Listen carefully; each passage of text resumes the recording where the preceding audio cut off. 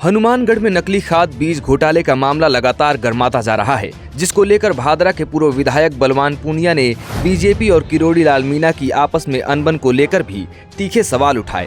पूनिया ने कहा कि अगर भजन लाल सरकार वास्तव में कृषि मंत्री और किसानों के साथ होती तो कृषि मंत्री की इतनी बड़ी कार्रवाई के बावजूद अब तक किसी पर भी मुकदमा दर्ज क्यों नहीं हुआ, कोई गिरफ्तारी क्यों नहीं हुई। मंत्री के कहने से बताओ, आज तक एक भी इंस्पेक्टर भी सस्पेंड नहीं।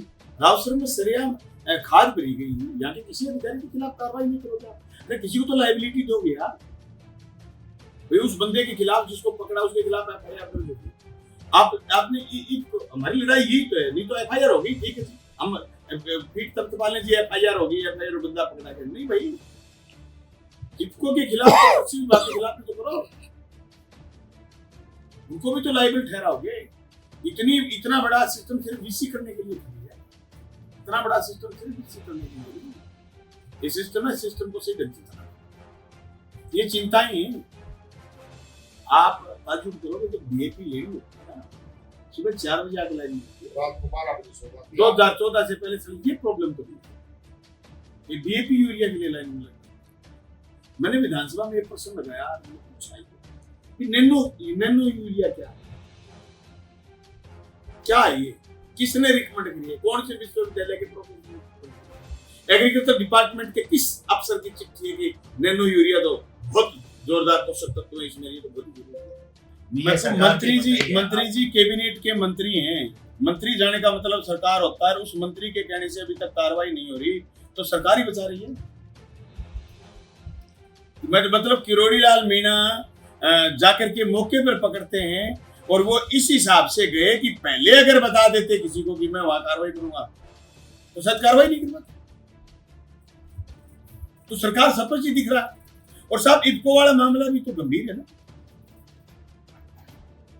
भाई। इफको वाला इसलिए गंभीर है कि तुमने किसी नए नाम से प्रोडक्ट और सहयोगी प्रोडक्ट, खाद यूरिया और डीएपी बनाने के सहयोगी प्रोडक्ट जो बन रहे हैं वो सारे के सारे 4-4-25 की एक लिस्ट है जो मैं आपको साझा करूंगा। उस लिस्ट में स्पेशल 13 फर्मों के नाम है, इसमें हनुमानगढ़ की फर्म रूलिंग पार्टी है, जो पार्टी सरकार में बैठी है, उसका दायित्व है।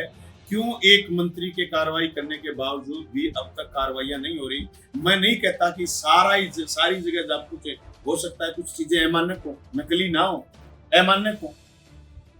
मैं ये कोई आरोप नहीं लगा रहा कि हाँ रावसर में जो खाद हमने पकड़ी, हमारे साथियों ने पकड़ी, बाकायदा नकली भर रहे थे, ये डिपार्टमेंट के लोगों ने स्वीकार करा। बीज का जो मामला है, मंत्री जी ने गंगानगर में बीज पकड़े, उनके पर्चियां नहीं थी या बहुत सारी चीजें ऐसी होती हैं, 12-13 उनके रूल्स होते हैं, वो फॉलो नहीं कर रहे तो चीजें अमानक है। या फिर जैसे आप बहलोल नगर वाली बात छोटी नहीं है कि आपके यहाँ 5000 बैग पकड़े जा रहे हैं और जिनमें से मूंग निकाल दिए गए और वो मूंग दोबारा बाजार में गए होंगे, दोबारा उनको भर दिया गया होगा 25 के बीज के लिए। तो ये चीजों को कंट्रोल कौन करेगा। देखो कितनी बड़ी संस्थाएं हमारी, गंगानगर हनुमानगढ़ का इतना बड़ा भरोसा है। पीलीबंगा में कितने खेत है जहाँ बीज तैयार, सर्टिफाइड बीज तैयार होते हैं। गंगानगर में कितने खेत है जहाँ बीज तैयार होते हैं।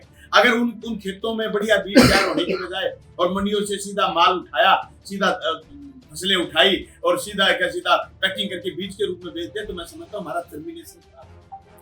इन सब चीजों के खिलाफ हमारी लड़ाई। आप किसी अधिकारी को फोन कर लीजिए, आप कर लीजिए, यहाँ बैठे किसी को फोन करोगे कहीं वीसी में, किसी को फोन करोगे आप वीसी में। मैं एमएलए था तो मैंने विधानसभा में कहा थोड़ी वीसी कम करो। आप कोरोना के समय शुरू करी थी वीसी, और वीसी दिनचर्या बन गई। कलेक्टर का महत्वपूर्ण वक्त है सुबह 11 बजे से लेकर के 2 बजे तक लोगों को सुनने का, निर्देश देने का, जिले को देखने का। आज पीने का पानी नहीं। हमारी लंबी चौड़ी कोई मांग नहीं है। जो नकली डीएपी पकड़ी गई, उस नकली डीएपी में जो बैग इस्तेमाल करे गए, सबसे पहले तो उस बैग पर यह खुलासा हो जाए इफको का कोई आदमी शामिल नहीं। इफको का अगर आदमी शामिल है तो उसके खिलाफ प्रशासन क्या कार्रवाई करेगा। नंबर 3 बात, अगर इफको का आदमी कोई शामिल नहीं है तो फिर इफको कार्रवाई क्यों नहीं करता। ये मीटिंग हम रख रहे हैं 1 महीने 6 दिन के बाद। इतने दिन में इफको ने कार्रवाई क्यों नहीं की। इस राज्य के मंत्री ने ताबड़तोड़ कार्रवाइयां की, लेकिन मंत्री ने कार्रवाई करी 30 मई को। आज हो गई 14 जून, करीब 15 दिन बाद हम बात कर रहे हैं। अजमेर की कार्रवाई पर लंबा चौड़ा कोई मामला भी हुआ नहीं। पूरी जगह मंत्री ने जो कार्यक्रम करे हैं, मंत्री ने जो पकड़े, मैं नहीं समझता कि सरकार और मंत्री आपस में एक ऑपरेशन में या फिर एक उनकी बात है। मुझे नहीं लग रहा, पूरे प्रदेश की जनता को ये लग रहा है कि मंत्री जी कार्रवाई कर रहे हैं लेकिन उनको कोई बचा रहा है।